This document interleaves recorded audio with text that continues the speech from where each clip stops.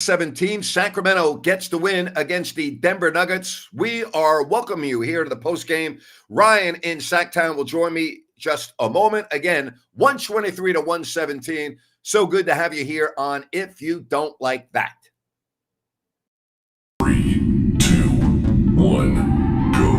Sacramento miscue. Carter. Stolen by Williams. And look at this. Oh, you don't like that. You don't like NBA basketball. Fox. Goodbye. Oh, if you don't like that, you don't like NBA basketball. The exclamation point from De'Aaron Fox. Oh, if you don't like that, you don't like NBA basketball. Boy, that's an ESPN highlight right there. Whoa. Carlson comes in. How about this? Holy moly, Jim Bob Foley. That is a major league smush.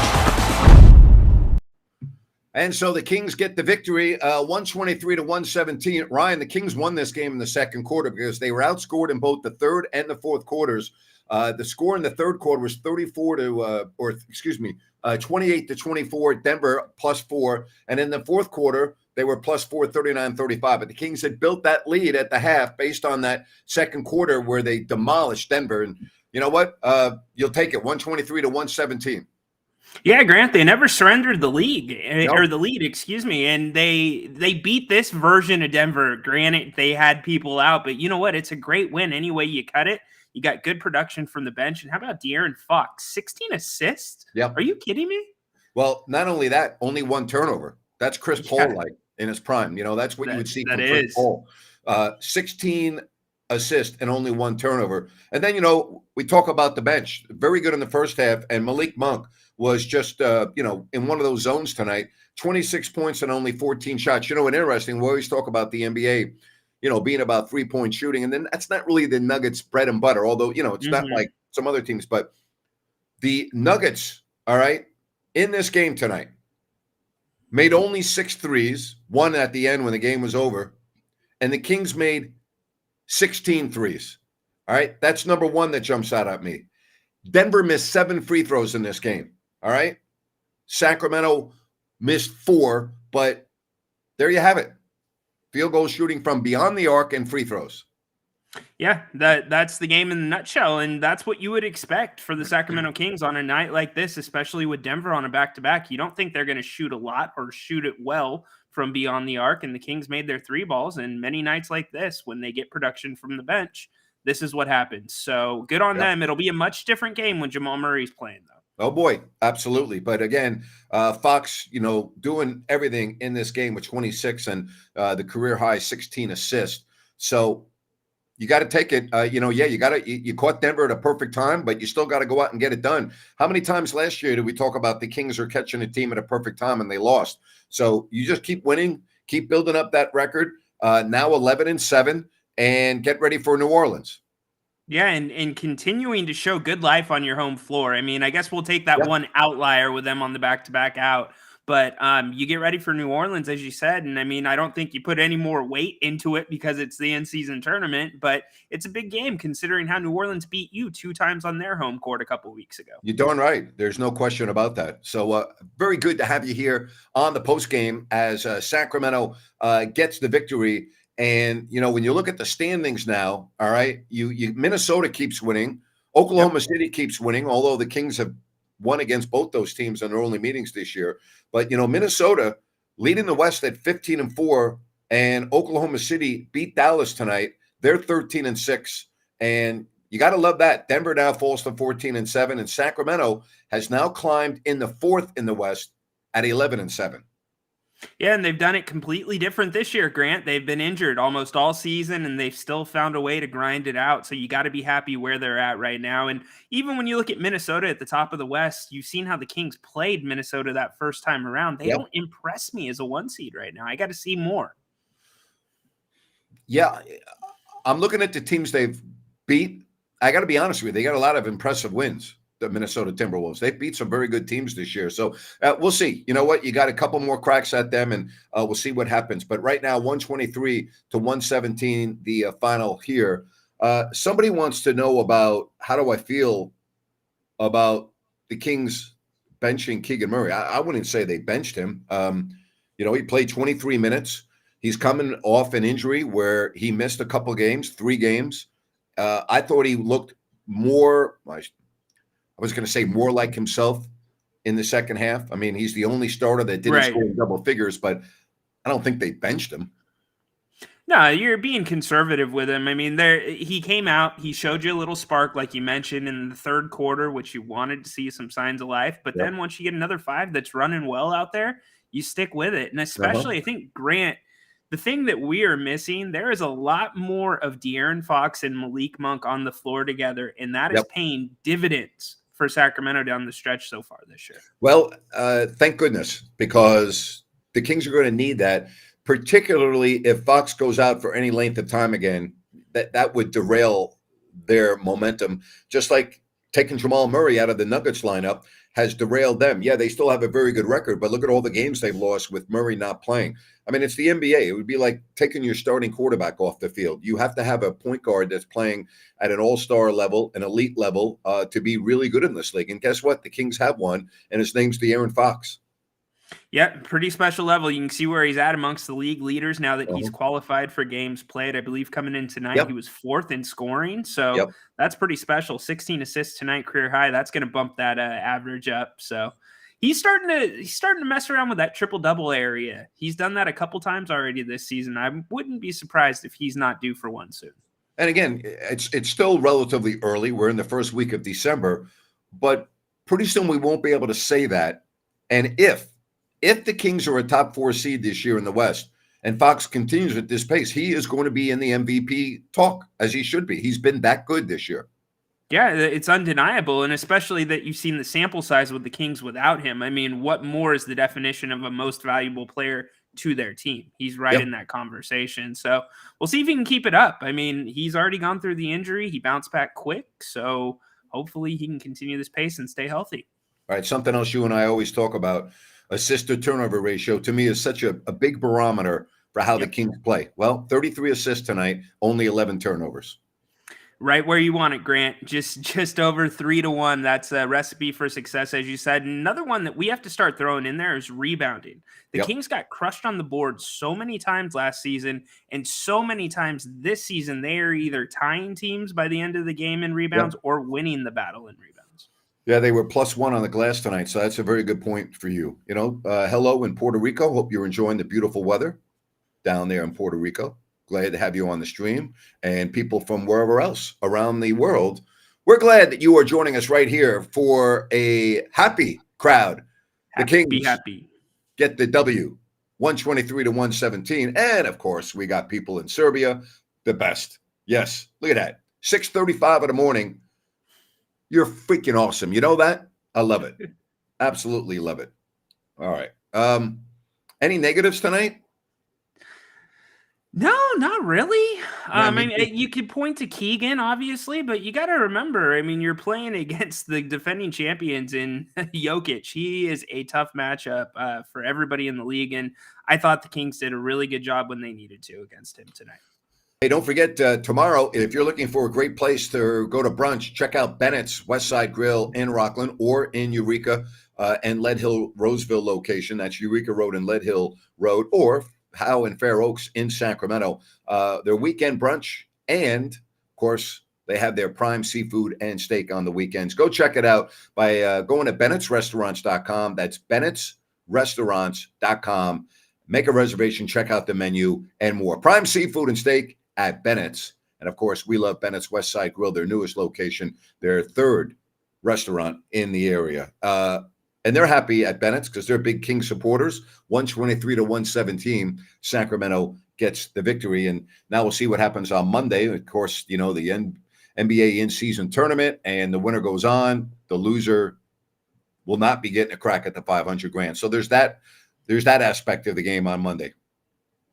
$500,000 is a lot of money if you're Jordan Ford or Keon Ellis or anybody on the roster. That's a lot of money. So it'll be interesting to see how Mike Brown plays this. And I thought it was interesting, Grant, to see how some of the other coaches around the league with the point differential played it at the end of the games to decide who was going in the elimination part of the tournament. Yeah. Well, I think now we're getting down to this point in the knockout round. The 500 grand is a big deal for the players. And it really doesn't matter how much money you're making. 500 grand is 500 grand, particularly, as you said, if you're not one of the 4 or 5 starters where the salaries then decrease considerably, that's a heck of a lot of money. That is a lot of money. And I'm not sure about the taxes in Vegas or in Nevada, but it's not in California. So no, maybe it's a little more friendly. Bennett's is catering a lunch for my family next week for 60. That's awesome, Rich. Good job, I'm sure Rich. It will be fabulous. That is great for 60. You got a big family. Wow. 60. How about that? It's a lot of redfish. Wow. Yeah, they'll be having everything there, Absolutely. Again, 123 to 117. Sacramento gets the win. So happy to have you here on If You Don't Like That. And all right, so Michael, let's tackle this one. Is it me, or is the team defense much more improved this year, especially when we're locked in? I think it's better. I think individually it's better. I think Keegan Murray's defense has been a lot better this year, and I think you have noticed the difference. Yeah, it's they're right about middle of the league in their defensive average, or however they're judged on that. But I think the one thing that stuck out for me, Grant, is steals and rebounding. We already talked about the rebounding, but the Kings' steals this year have been way up, and that's because they're getting deflections. They're getting into passing lanes, and that changes everything when you're a team that wants to run. Well, again, right now, 4th in the West. Here's something that is a little odd, and I'm going to point this out because I think it's important to do so, because now point differential has a little bit more meaning to it because you've played now almost 20 games. All right, you played 18. Here are the teams that are in front of Sacramento and behind Sacramento. I'm going to start with Minnesota, Oklahoma City, and Denver. Then I want to get to the teams behind Sacramento. Phoenix, Dallas, the Lakers, New Orleans, Houston, the Clippers, and the 11th place Golden State Warriors. You know what's interesting? Of all those teams that I just mentioned, there's only 2 teams out of 11 that are in the red in point differential, meaning that they give up more points than they score. Sacramento and the Lakers. All the other teams have a positive point differential except for Sacramento. That has to change, all right? And I'm nitpicking here because I know the Kings are 4th at 11-7. But as we start seeing the games add up now, okay, like that wouldn't make a lot of sense after 5 games or 10 games. But now you're getting near the quarter pole. Those numbers are important. And you will rarely see, very rarely, will you see a team make the NBA playoffs that have a negative point differential. Very rare. It's a great observation by you, Grant, and I think it would be, extremely rare should they make it through the season and make the playoffs with a negative point differential. But I think the one thing we got to look at is how bipolar the Kings' offense has been. The defense has been fairly consistent this year, but offensively, we've had games in the 130s, and then we've had games where we barely crack 100, and that wasn't like that last year. And I think that the big swings are contributing a lot to that. The Kings allow 116.7 points a game. All right. Now, to give you a comparison, Minnesota allows just under 106. Oklahoma City allows 111.5, as do, and the Nuggets allow 110.4. All right. The Suns, one below Sacramento, they allow 113.3, and Dallas allows more than Sacramento at 118. We talk about point differential. Of the 10 teams in the East, with Boston being 1 and Atlanta being 10th, there's only one team in the Eastern Conference in the top 10 with a negative point differential, and that team is Cleveland. So these numbers, when I give you those type of stats, right, when I give you 1 out of 10 in the East and 2 out of 10 in the West, so that's 3 teams out of 20 who, if the season ended today, would at least be in the tournament. Playoffs, Play, or whatever the hell you call it, the play-in tournament. Not the play-in tournament, but the play-in for getting into the top 8. Think about that. Right. Out of the 20 teams, only 3 have a minus point differential. Those numbers do not lie. That has to change for Sacramento. So how did they change it, Grant? What are the first couple things that are jumping off the screen to you? Well, all teams can have those numbers skewed a little bit depending on injuries. Okay. Last year, the Kings didn't go into, with the exception of the first 4 games, if we take the first 4 games off the schedule last year, which the Kings weren't terrible, but they lost all 4. De'Aaron Fox played in most of the games, and so did everyone else. Sabonis missed a game, maybe 2. You saw what happened to the Kings offense. You saw what happened in Houston for those 2 games without Fox, right? So, you always look at, well, why is that? Why is a team that is 11-7, 4th in the West, why do they have a negative point differential? And the other reason why I'm talking about this is based on our last message. I think the Kings defense is better, but it's nothing to get excited about. Okay, it's not like the Kings all of a sudden are a good defensive team. They're not a good defensive team. All right, and don't let anyone fool you to tell you that they're a good defensive team. They're not. They're better than they were last year. I would agree with that, but they're not significantly better. And I still think that's an area, as you move towards the middle of this season and beyond, has to get better, Ryan. Yeah, no, it certainly does, Grant. And I think the frustrating thing about this team is in stretches, they have shown that they can play solid, attentive defense and put the pressure on other teams. So, as the season goes on, and I guess when the matchups allow, maybe they need to dial up that pressure a little bit more and play their style and force their will instead of letting the teams come to them. But that's going to come with time. I think the one thing we can agree on, what you hit on, though, the defense is better. I don't think anybody's saying they're going to go win a championship based off their defense, but compared to what we saw last year, this does look like defense. It's better. I mean, there's no question about it. It's better.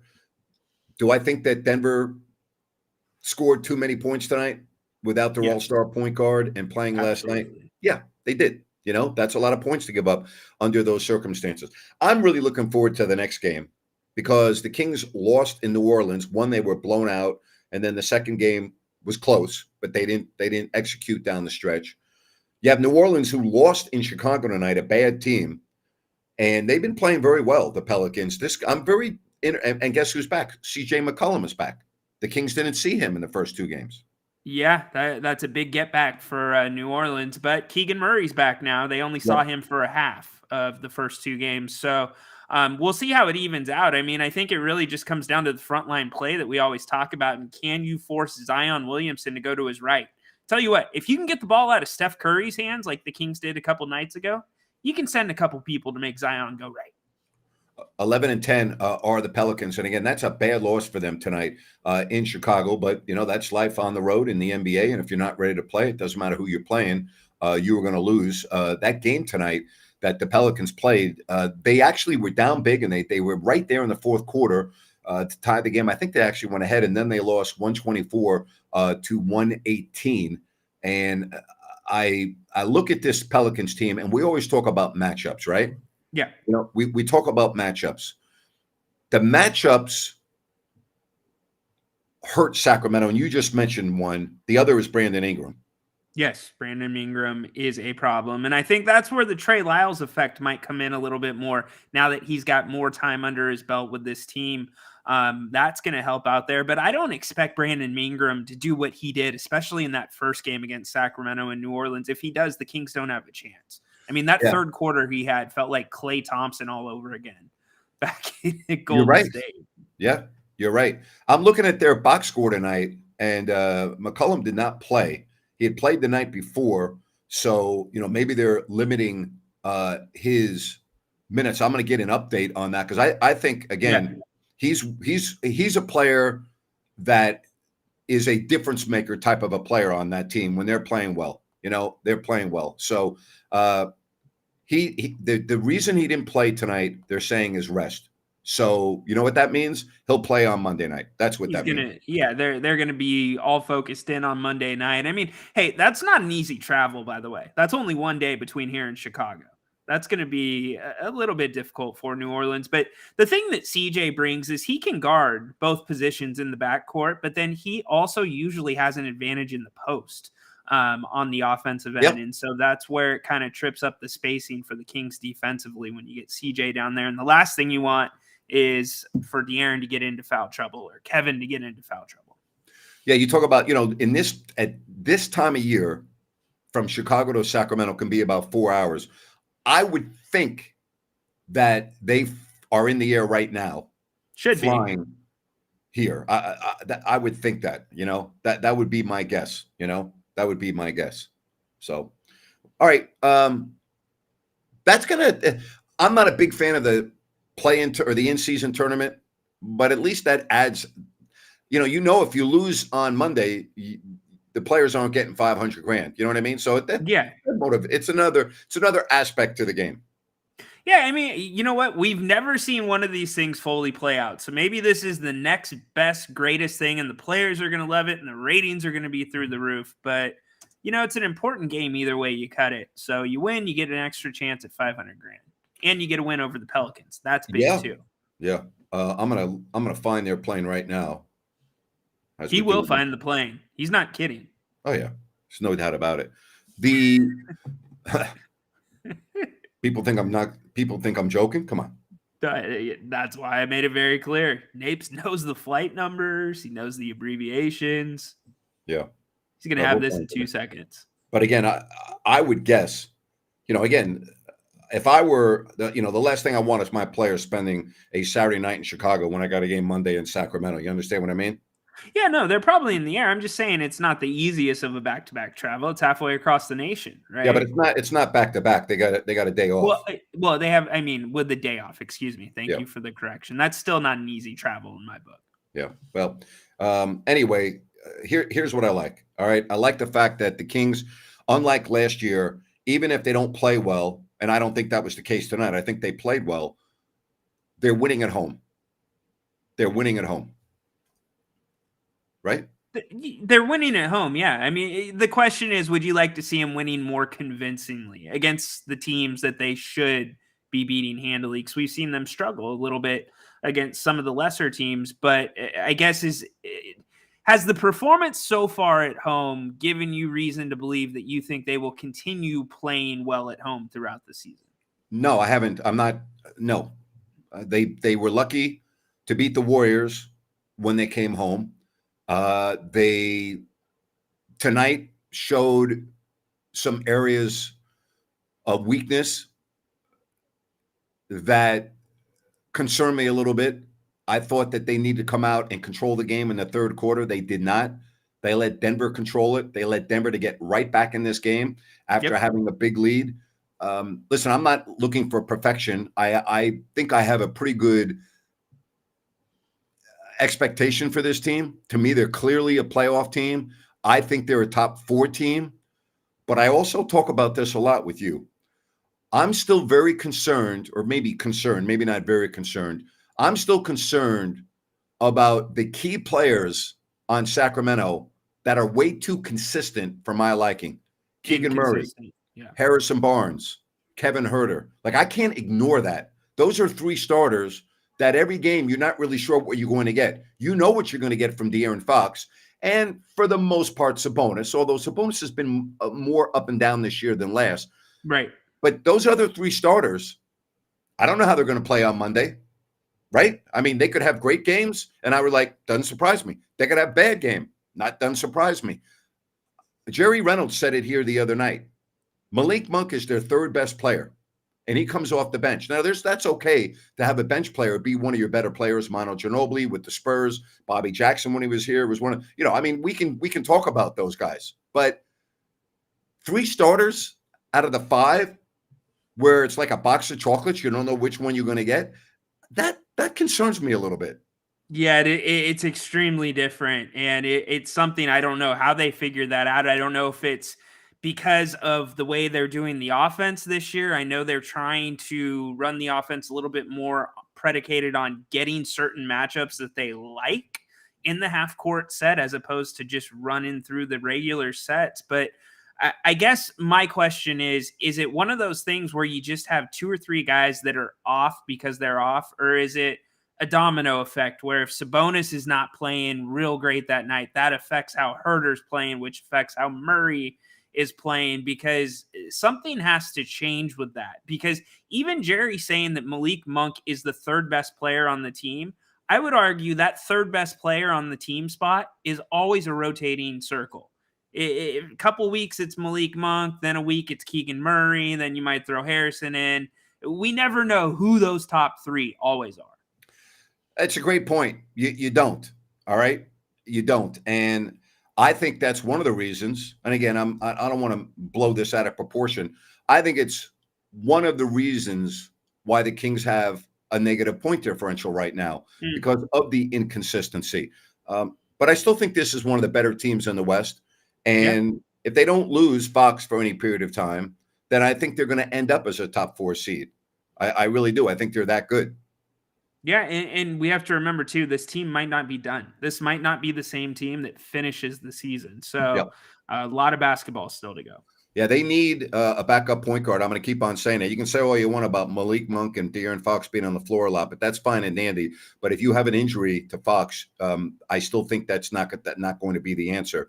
I think you need a veteran backup point guard, and to me, that is would be a number one on my list if I am Monte McNair. I'll tell you what else is on your list. If you need plumbing repairs, plumbing needs, just go to New Works Plumbing because they'll take care of you. They're available 24/7. Just go to sacserviceplumbing.com. That's sacserviceplumbing.com. That's New Works Plumbing. They've got a fix for you. So, listen, I'm not taking anything away from Sacramento tonight. They went out and they won the game. They beat the world champs, but they had the table set perfectly. Now capitalize on this, all right? You took on a team that played last night that was without their all-star point guard. Now go out and close the deal on Monday, all right? Go out and beat this team on Monday who you've already lost to twice. You do not want to lose any tiebreaker scenarios at the end of the season. Yeah, I don't have the exact stat in front of me. The last 5 or 6 games, 5 of the last 6, I believe it is, have been decided by double digits between the Pelicans and the Kings. So the Kings have the ability to blow this team out too, as they are. But it's that consistency word that you speak of, Grant. And there's nothing that I see that's holding this team back from, capitalizing on tonight and moving on tomorrow. Appreciate the super chat donation. Great overall win by the Kings. What grade do I give the Kings for the win tonight? B to a B plus, probably like on a scale of 100, probably like an 87. You're nicer than me. Wow, usually you're the harder grader. I'm at like an 84% tonight. I think they could have. That's fine. Yeah. I'm okay. Why 84 out of 100? Could have got to the free throw line a little bit more, let Denver come back at the end. Like you said, they lost a couple of quarters, won this one really in the second. So I think that they took care of their business, but for a 2 seed, a 3 seed, or even if you want to be a 1 seed in the West, this is where you got to put a stamp on it. You got a team without a star player. Yep. Well, you do what you do. You did what you had to do, and that is you beat a team that's ahead of you in the standings, who is projected to be, again, ahead of you in the standings, and you beat them tonight. You took advantage of an opportunity, and the reason why I keep bringing this up is last year they didn't take advantage of these opportunities. They blew a lot of games last year that they should not have. And I'll tell you, if the Kings had lost tonight, I don't even care what the score was. If you make up a score, if the Kings were the losing team, I would have said this is a real bad loss. I don't care about them being the world champs. They played last night, and they were without Jamal Murray. So if you had lost that game, I don't care if you had lost this game in triple overtime. I would have called it a bad loss. But you know what I'm calling it now? I'm calling it a good win. Absolutely. Anytime you got a couple points more, it's a good win. But yeah, these are the games they need to separate themselves a little more. But a win's a win. And like you said, the stats that are usually the winning stats for the Kings, they were there tonight. So some form of Kings basketball that we'd like to see. All right. I can't find the Pelicans playing, so that tells me they're in Chicago. I would have found it by now.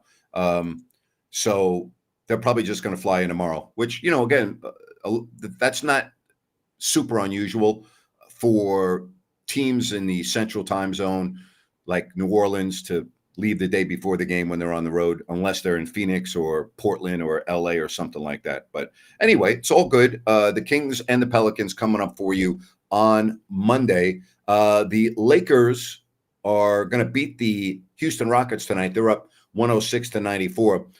Those are two teams that when you play them, you have to be ready to play. Sacramento found that out when they lost to Houston, albeit without De'Aaron Fox. Neither of those teams, barring injury, are going to finish ahead of Sacramento. The Kings are better than both those teams. But you better be ready to play those teams. The Lakers, with this win tonight, will go to 12-9, and the Kings are 11-7. And with the loss, Houston will go to 8-9. I just think the reason why I'm talking about this in the West, other than San Antonio, okay, and I'm not going to include Memphis in this, and I'm going to tell you why, Rhino. Okay. Because John Morant's coming back soon, and he's going to make that team better. And the Kings have not played Memphis yet, okay? So I'm not going to put them in that category. Other than the Spurs, all right, in the Western Conference, you better be ready to go every night. Damn right. Even Portland's got some nice wins this year. You know, I mean, when they're healthy, they're competitive. So don't be taking any nights off when you're Sacramento this year. Spot on, Grant. I mean, look at what Portland did to Sacramento when Portland had like 3 people out, right? Including their number 1 draft pick. So, yeah, it's going to be a Western Conference where even though you're the better team, you have to bring it. Just, you know what it is, Grant? It's the matchups that some of these other teams present for the Kings that are below them in the standings. You're so right about that. Hey, I want to talk to you about Calusa Sunrise. This is a project by Blazona Development. It's in Calusa, Sunrise Landing, all right? And you see at the left-hand corner of your screen there, calusasunrise.com, and you'll be able to check out all of their various models. Phase 1 is already sold out. They're in the phases 2 and 3. 6 models to choose from. There's no Melrose. There's no homeowners here at Sunrise Landing in Calusa. And again, just go to calusasunrise.com and check it out. That's calusasunrise.com. And Sunrise Landing, check it out by going to the website. Kings get the win over the world champion Denver Nuggets, and Sacramento moves up in the standings to 4th. They are now 11-7 with the Pelicans coming into town, who lost to the Bulls tonight. And that should be a fun game. Yep. Get your popcorn ready. That one's going to be up and down. Kings need some payback. Appreciate all the help on the Super Chat. Thank you very much. Appreciate everybody joining us here on the postgame show on If You Don't Like That. The Kings, the beam is lit, and the beam needs to be lit on Monday night too. Another big game coming up for Sacramento. Yes, indeed. Their march to $500,000 and a trip to Vegas. Yeah. Can you imagine? I mean, it's just the money in pro sports you just can't relate to. Yeah, I know. We're sitting here talking about $500,000. We'd run with that in a second, but it just even the opportunity. If you're a rookie, get to go to Vegas, play 8 of the best teams in the league, or 4 of the best teams. That's pretty cool. It's pretty cool. Yeah, I mean, I get excited when we get a Super Chat donation, and now we're talking about players getting $500,000. So it's all good. It's all good. But more than anything, you got to win. It's a home game against a team that's right around you in the standings, who's already beat you twice, right? So that there are a lot of incentives for the Kings on Monday night. Huge incentives if they want to get any chance. Do they play them 4 times this year, Grant, or 3 times? I don't know. I don't know if they're the 3 or 4 times, but obviously they've already done it twice in New Orleans. Twice, yeah. I haven't looked that far ahead. So if they get them twice, I mean, you want to get the tiebreaker back, or at least get that tied, and be on the road back to that.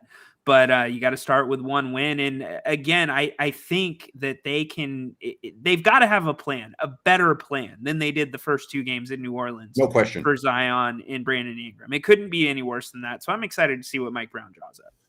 By the way, the reason why I'm going over some of the teams, the Kings do not play Memphis until New Year's Eve. Right? Yeah. New Year's Eve. So Morant will be back by then. All right.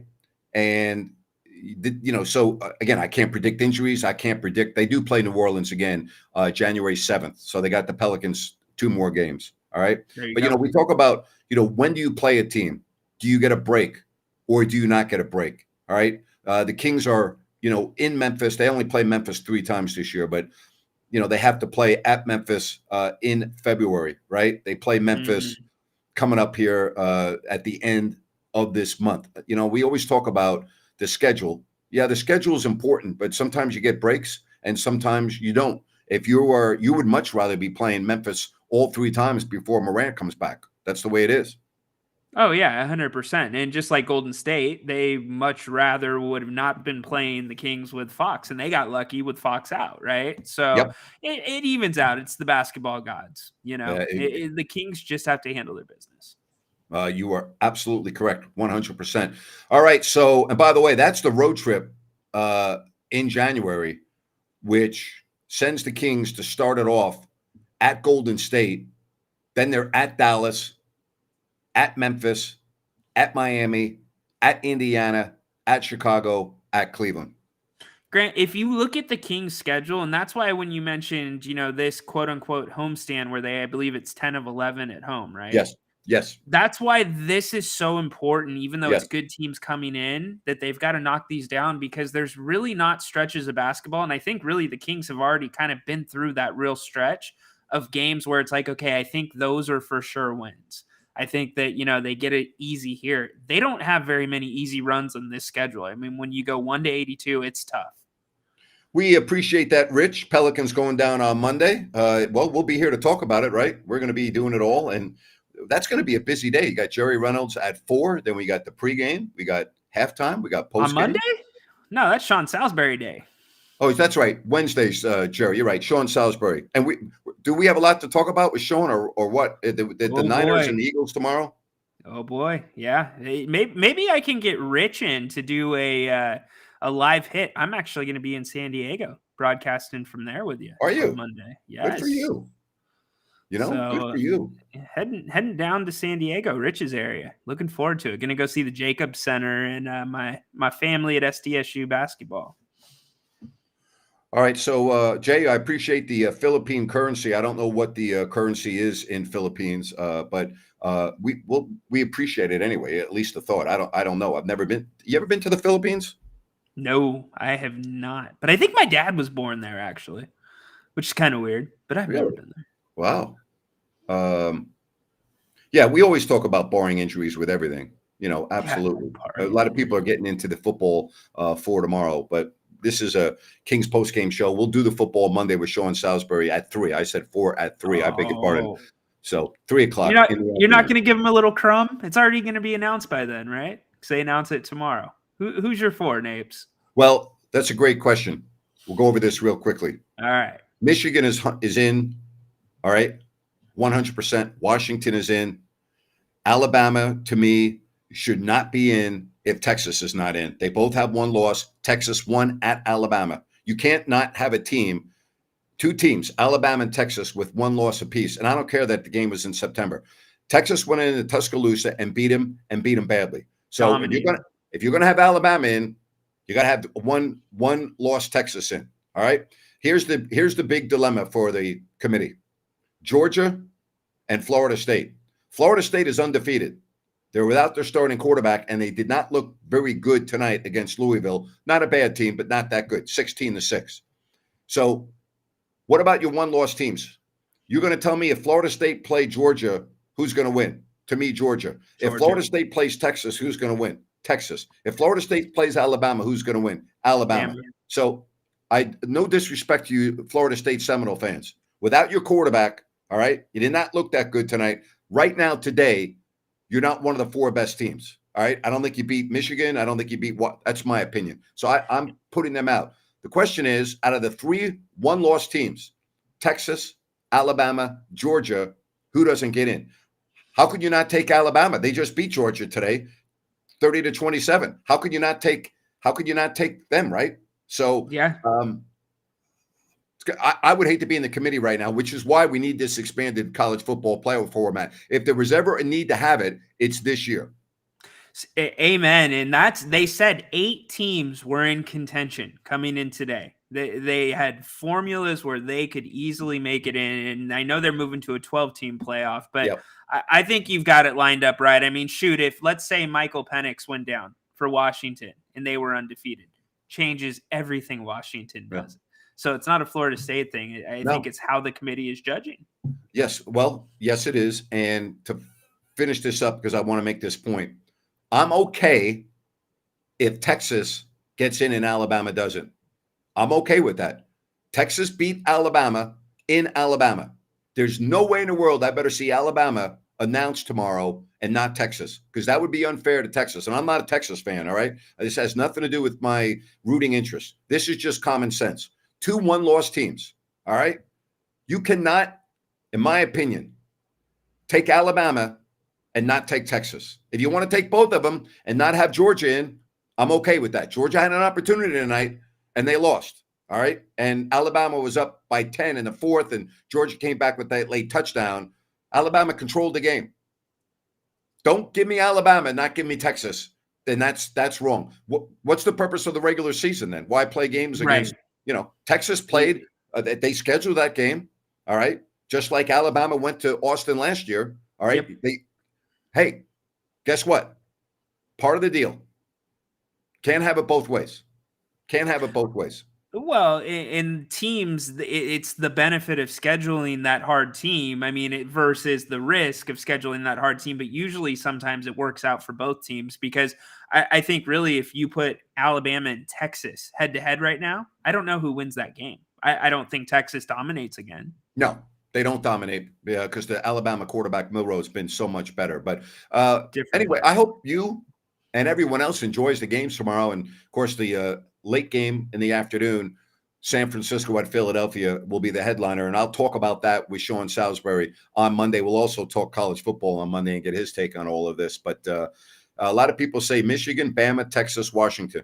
I'm fine with that. Yeah. I'm fine with that. I'm okay if you don't have Georgia in there based on their loss. But the problem with that, again, is why even play the regular season? You get all the way to your championship game and you lose by a field goal. What does that mean? The regular season doesn't mean anything? There's a lot of different ways you can look at this. Yeah, it makes it so interesting, and that's why there's a committee. It's their decision, not ours. We get to sit back and watch. I mean, if you really were asking me the 4 best teams, no disrespect to Washington, but I wouldn't put them in. I don't think Washington would win a head-to-head matchup against Alabama. I don't think they'd go and win head-to-head against Texas, and I don't think they'd win head-to-head against Georgia. That's just my opinion. I don't disagree with you. I don't disagree with you whatsoever there. But I think they beat Florida State right now without their quarterback. I think they win against Florida State. Yeah. I think it would be a very close game. Yeah. I still do, even with a full deck for Washington. And then the other question is, if Alabama and Texas get in, who's 3 and who's 4? Bama's got to be 4. I was just Bama's got to be 4. They got to be 4 if those are the teams, which means they would play Michigan, right? Because Michigan's going to be number 1. Georgia lost. So Michigan's going to be number 1. And then you're going to have Michigan play Alabama. What a semifinal game that would be. Yep. We're in for some good football, I think. It's unfortunate, though, for your buddy Dave and the rest of the FSU fans if it rolls that way. But it's how the cookie crumbles. Yes, it is. Hey, I want to say thank you to everyone for joining us here. And don't forget to subscribe and give us a thumbs up, hit that like button, but really appreciate you subscribing to the channel and telling your friends about this. We're getting more and more views on Twitter. A lot of people are going back and watching this at their leisure. I also take this video format and I put it in audio format so you can listen. You can go to my website, ifyoudontlikethat.com, or your favorite podcast platform. It will be available here in about 15 minutes after I edit it and make the switch from video to audio and then load it up on the stream. It's all there for you. But enjoy your football tomorrow, Ryan. Enjoy your football. All right. Thank you. Looking forward to it. I'm going to be getting it through the radio, but I'm going to enjoy listening to it for sure. All right. Awesome. Take care, everybody. Have a fabulous weekend. Great to have you here on If You Don't Like That. Oh!